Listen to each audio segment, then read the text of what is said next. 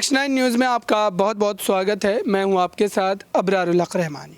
Bharatiya Janata party लगातार राजस्थान वाले मुद्दे को लेकर काफ़ी ज़्यादा सतर्क नजर आती है और इस वक्त अगर देखा जाए तो सत्ता में वापसी को लेकर लगातार मेहनत की जा रही है। और ऐसे में कहा जा रहा है कि प्रधानमंत्री नरेंद्र मोदी जिस तरीके से आज राजस्थान पहुँचे हैं उसके बाद हो सकता है कि काफ़ी बड़ा बदलाव देखने को मिले। लेकिन उससे पहले भारतीय जनता पार्टी के द्वारा क्या सारी चीज़ें, क्या सारी बातें कही गई है, पहले वो आप सुनिए।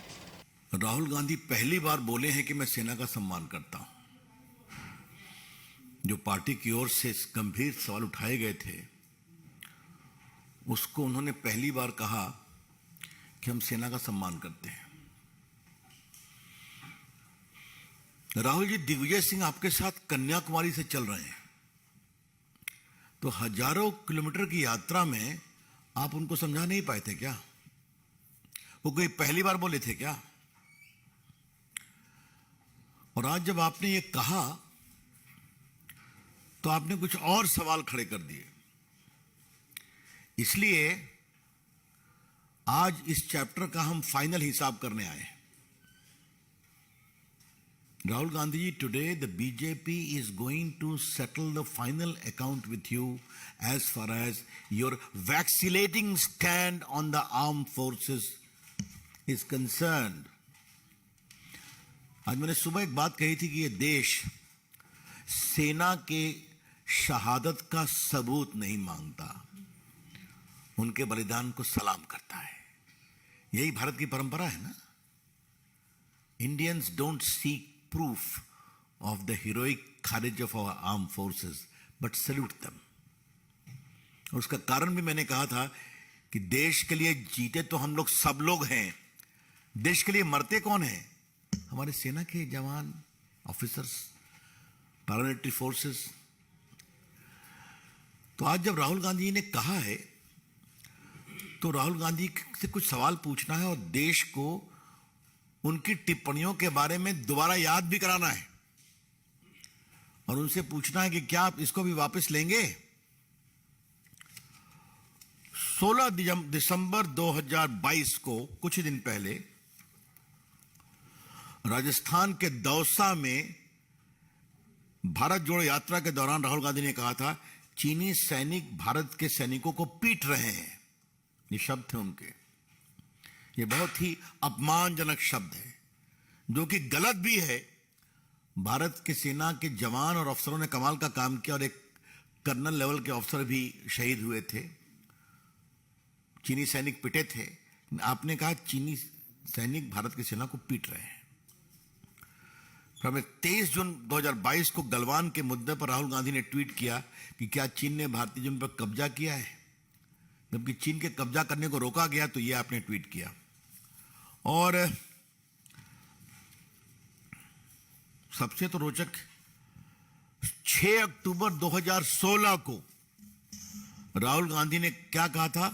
सर्जिकल स्ट्राइक पर कहा था कि उनकी वीरता को खून की दलाली बताया था राहुल गांधी ने, याद होगा। आज याद करना जरूरी है देश को कि जब सर्जिकल स्ट्राइक के आलोक में बहुत प्रशंसा हो रही थी तो खून की दलाली बताई गई थी। और ये सिर्फ यही बात नहीं है, वो तो जेएनयू भी गए थे जहां टुकड़े टुकड़े गैंग खड़े थे, उनको नैतिक समर्थन दिया था। पता नहीं आपको याद है कि नहीं कि जब एक अमेरिकन एम्बेसडर आए थे उनसे बातचीत में उन्होंने क्या कहा था कि Hindu terrorism is more lethal than other terrorism. ये तो उन्होंने कहा था। अभी मैं खाली उन्हीं की बात का विरोध कर रहा हूं, उल्लेख कर रहा हूं, और बाकी जो उनके महान नेता लोग साथ चलते हैं तो मैं दिग्विजय सिंह के पूरे मामले को रिकॉर्ड के लिए आज रिकॉर्ड पर ला ही देता हूं। जाकिर नायक एपिटोम ऑफ पीस कहा था, रिप्रेजेंटेटिव ऑफ पीस। ओसामा जी तो जब हुई बात अपनी जगह पर है। बाटला हाउस के कांड में मारे गए थे तो यही दिग्विजय सिंह जो हैं आजमगढ़ तक चले गए और आतंकवादियों के परिवार से मिले और उस पर सवाल खड़ा किया था। और जबकि बहादुर दिल्ली पुलिस के इंस्पेक्टर मोहन शर्मा को मनमोहन सिंह की सरकार अशोक चक्र दे रही थी। और सर्जिकल स्ट्राइक पर कोई उनका नया सवाल नहीं है, बहुत पुराने सवाल है। ये जो उनके नेता चिदम्बरम साहब है, रोज आर्टिकल लिखते हैं। उन्होंने क्या कहा था कि कश्मीर के लोग स्वायत्ता का मतलब आजादी नहीं मांगते, आजादी का मतलब स्वायत्ता मांगते, आजादी नहीं मांगते। ये कब की बात है? 28 अक्टूबर 2017 को। तो अब बाकी मणिशंकर अय्यर और बाकी लोग क्या क्या बोलते रहे, मैं उसको अभी आपके सामने नहीं प्रस्तुत करूंगा। इतना जरूर है अब इनके एक और वकील साहब हैं, सलमान खुर्शीद। उन्होंने एक किताब लिखी थी ना, सनराइज ओवर अयोध्या। उसमें क्या लिखा था कि हिंदुत्व के ऐसे वर्जन को बढ़ाया जा रहा है जैसा बोको हराम है। याद होगा ना आपको? और ये सब पर कांग्रेस का क्या कहना है? उनका निजी विचार है। बाकी सेना के बड़े बड़े जनरल्स का अपमान किया गया, आप सभी जानते हैं। तो ये निजी विचार की सीमा क्या होगी? राहुल गांधी, सवाल आपके नेताओं के निजी विचार का नहीं है, सवाल है आज के कांग्रेस के नेताओं की ट्रेनिंग क्या है। सवाल है आज के नेताओं का सेना के प्रति सम्मान का स्तर क्या है। यह सवाल है।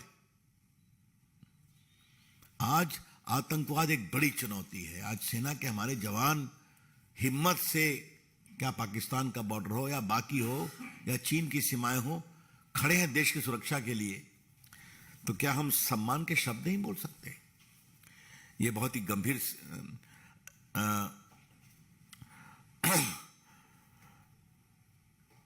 जो और उनकी किताब में क्या क्या खिलाफ में लिखा हुआ है। और जब भी ये फंसते हैं तो बस एक ही शब्द, it is their personal view, it is their personal view. इसलिए फिर बात ही है वहीं पर, इतना आपको समय क्यों लगा सफाई देने में? Rahul Gandhi ji, why it took so many years for you to publicly state that you respect your institution of arm forces?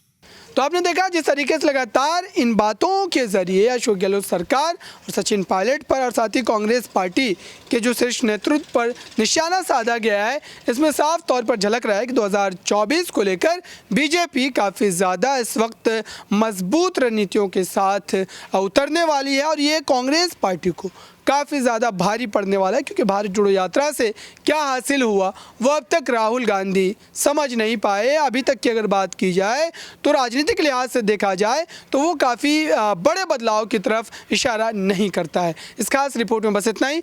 देखते रहिए ताज़ा तरीन खबरों के लिए नेक्स्ट 9 न्यूज़ को। धन्यवाद।